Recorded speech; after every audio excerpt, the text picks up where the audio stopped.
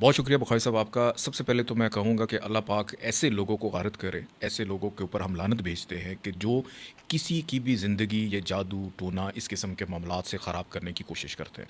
اور اس میں حقیقت ہے کہ اکثر لوگ میرے سے ناراض ہو جاتے ہیں کہ شاہ صاحب آپ نے ہمارا ذائچہ دیکھا، حساب کیا، اس میں آپ نے ہمیں مثبت پہلو بھی بتائے، اس میں آپ نے ہمیں منفی پہلو بھی بتائے، لیکن آپ نے یہ ہمیں نہیں بتایا کہ ہم پہ کسی نے جادو کیا ہوا ہے. ٹھیک ہے. تو یہاں پہ ایک چیز مولا علی علیہ السلام کا قول میرے ذہن میں آتا ہے کہ مقدر سے زیادہ اور وقت سے پہلے کسی کو کچھ نہیں ملتا.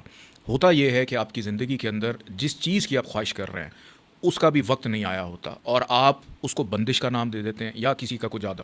پھر کئی دفعہ یہ بھی ہوتا ہے کہ ہماری اکثر بہنیں مائیں یا اکثر بھائی بھی ہمارے کہ ہم پر کوئی پڑھ پڑھ کے پھونکتا ہے، تو دل یہاں پہ اس چیز کو مانتا ہی نہیں کہ اللہ کا جو پاک کلام ہے، جو جناب رسول خدا حضرت محمد مصطفیٰ صلی اللہ علیہ وسلم. صلی اللہ علیہ وسلم جو رحمت للعالمین ہیں ان کے قلب پہ نازل ہوا، جو کہ راہ ہدایت ہے، وہ کسی کی زندگی کے اندر کیسے خرابی پیدا کر سکتا بے ہے. شک بہت اعلیٰ بات کیا آپ نے. اور اگر کوئی شخص کسی کو یہ لگتا ہے کہ ہم پہ کسی نے جادو کر دیا، اول تو یہ چونکہ ہمارا سارا دن ایسے لوگوں کے معاملات دیکھنے میں گزرتا ہے کہ پاکستان کے اندر یا دنیا کے اندر اس قسم کے معاملات اس طرح سے نہیں ہیں جتنا ہم اس کو محسوس کر لیتے ہیں.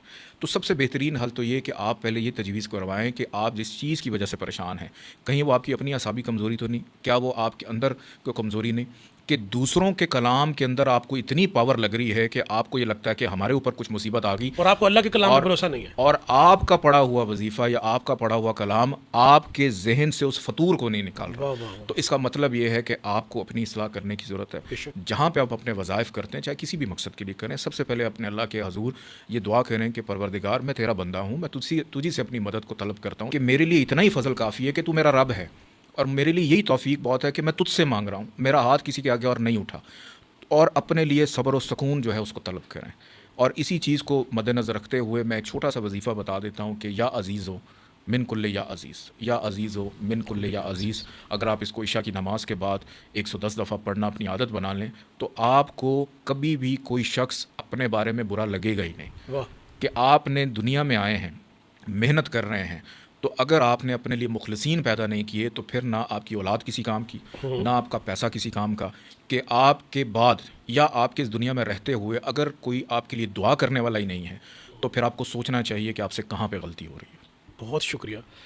ناظرین، آج کا وظیفہ واقعی ہی ایک ہدایت والا وظیفہ ہے. اس کو آپ نے ویڈیو کو 2-3 دفعہ سننا ہے اور اس پہ عمل کرنا ہے.